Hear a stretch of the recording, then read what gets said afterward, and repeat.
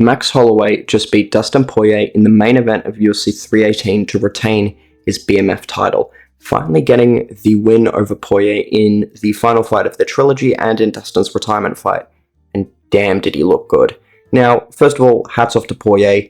Incredible career, valiant effort in his final fight. I'm probably going to do a massive style breakdown of him as tribute. Excellent fight, as, your favorite fighter's favorite fighter, if you will. But damn, Max Holloway at lightweight, fully committing to the division, is something I think he should have done so much sooner. I loved how he looked against Gaethje. Absolutely loved it, because it kind of forces him to be more technical at lightweight. At featherweight, Max could really put a lot of volume in front of people, and he could get hit hard and just keep going and stand in front of them and just tee off. And at lightweight, that doesn't work. People hit harder. You're going to have to pick your shots better. You're going to have to move around. You're going to have to pick different targets. You're just going to have to be smarter overall.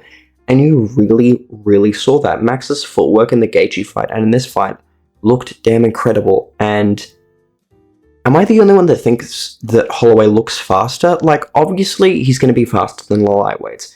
But if I look at him against an Arnold Allen, right, a Volkanovski, even a Calvin Kattar, right, and then I look at him against Gaethje, I look at him against Poirier, he looks faster, and he's thrown with so much more intent. And I feel like that's because he has, so much more energy at this weight class. You can see the fire on him is quite a bit stronger. Like, he dropped Poirier in this fight and then ran after him with his hands down, just angry, right? And this energy in Holloway is something really impressive, because in his last, 3 victories, he has shown increasingly impressive power. He knocked out the Korean Zombie, who arguably his chin was gone. He hurt Gaethje so many times and was able to knock him out at the end of the fight, and even then, he dropped Dustin Poirier and hurt him a handful of times. The power that Max Holloway can carry with the cardio he still has is incredible. And he's taken a much different approach to volume striking in this fight. So traditionally with volume strikers, the issue is, right, if you put 3, 4, 5 punches together against your opponent, you're gonna get countered. They are gonna throw something back. You're being in range to get hit. Holloway is now kind of sticking to 3 punches per combination and moving a lot more, creating space in between the exchanges so that he can't get hit, right? He's a lot more defensively responsible. And he's starting to leg kick a lot better, just tapping knee stomps, and those body kicks, my gosh. It is rare that you see someone so consistently and effectively attack the body, and he did this to Poirier with both punches and kicks. But he really amped up the kicks in this fight. I talked about in my video breaking down Holloway versus Gaethje, how Holloway would mix in body kicks here and there. He really was committing to them in this fight, and that's because 2 reasons. One, Poirier has a damn wide torso and he's a southpaw, right? That body is there to be hit.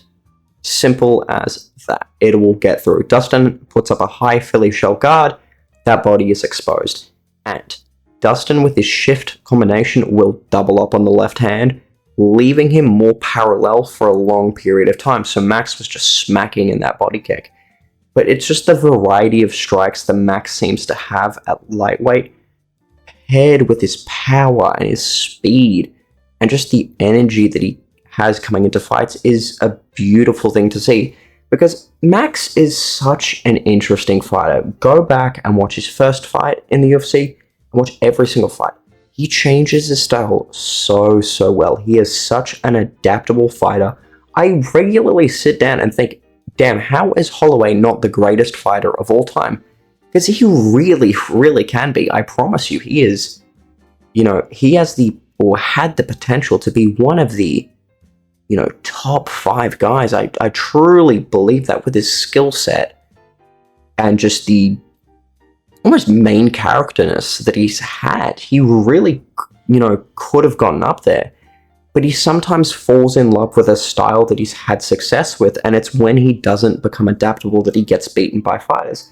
Like against Volkanovski, that kicking game worked so effectively. And skirting around on the outside, fighting Volkanovski like he did Gaethje would have actually been perfect.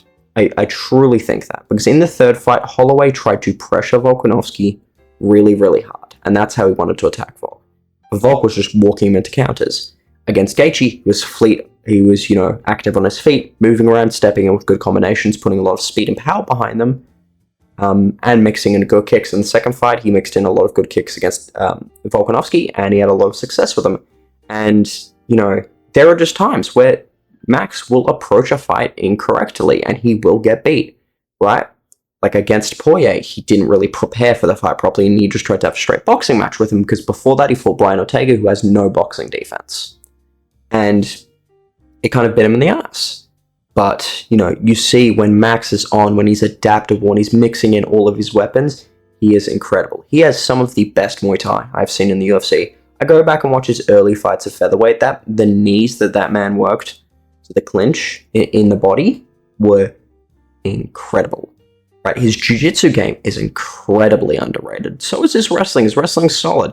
He has so many good different techniques, and it really does seem like he's marrying them all together well. He's really, really, finding his groove later into his career. Even though he is 33, 34, he's always gone through phases, and it really seems like this is the, a strong final kind of set of his career where he's kind of learned everything that he already needs to know.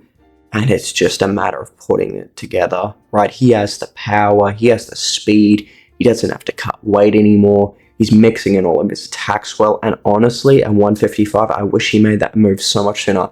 I wish he moved to 155 after the third Volk fight. Obviously, I understand Volk was moving up to fight Makhachev, but if Holloway moved up sooner. But even now, right, he still has, a good amount of mileage on the clock, right? He has a good 5 fights left at lightweight, probably more. And, this division is very much up in arms, because Poirier is going to retire, right? Or Poirier is retired. Gaethje is, very close to retirement. You've got Ilia Topuria as champion, you've got Arman Sayukin, you've got Charles Oliveira. Max does beat most of these guys at lightweight, right? Pimblett, he runs circles around. Oliveira, I think he dominates. Sayukin is a bit more difficult of a matchup, but I am going to favor Holloway in that just because Arman has been so inactive recently.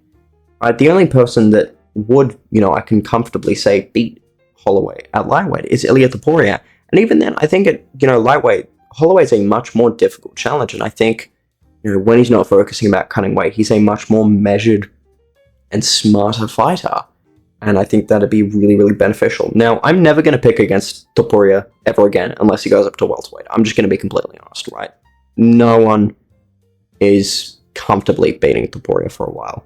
But, Holloway's chances against these other guys at lightweight are very, very high.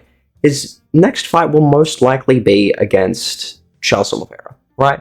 Holloway, while he did, for the most part, dominate that fight, it is Dustin Poirier. Poirier can crack, and you saw Holloway's face after it had some damage. So take a bit of time off and, relax a little bit. Oliveira just got colded by Topuria. And there's history there, right? Holloway, in his post-fight interview with, DC and everyone, he was very, negative towards Oliveira. He was saying, Oliveira wasn't injured in the fight, the docs came back and said there was nothing wrong. He's, Oliveira's going around yapping, and honestly, for that fight for the BMF belt, I know the BMF belt is dumb, but, Oliveira versus Holloway as the main event of a pay-per-view is such a good thing, and it'd be a great fight, right? It's a fight where if Holloway wins, he's immediately back, immediately in title contention, even if Topuria is, the one holding the belt. Because if you have wins over Poirier, Gaethje, and Oliveira at lightweight, you're up there. Just plain and simple, you're up there. And for Oliveira, right, that's a chance to get one back on Holloway, get the BMF belt. Holloway is a massive name, right? So they could both easily, headline. So it's a good fight for both of them in terms of career trajectory. Struggled with that one. And I think it'd be very exciting. And I think Holloway dominates in that one. I think Holloway, aside from that Topuria fight, is really, really coming into his own. I wish he didn't go down and fight Topuria. I really liked how he looked at lightweight. I wanted him, ideally, as crazy as it sounds, I wanted him to fight Makhachev in June, right? Remember when they got, they found out that Arman Sayukin wasn't going to be able to fight Makhachev in June and they put in Poirier? No, I think they should put in Holloway. I really do. And, Makhachev would have probably beaten Holloway, but I would have loved to see that, right? And now that Max is finally committing to lightweight, you've seen what he looks like. We've seen what he looks like on multiple occasions, and he looks so good. And I cannot wait for his next fight.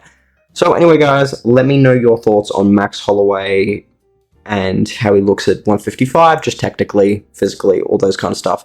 Thoughts on the fight, thoughts on his next matchups. Love to have a discussion with everyone, and I'll see y'all later.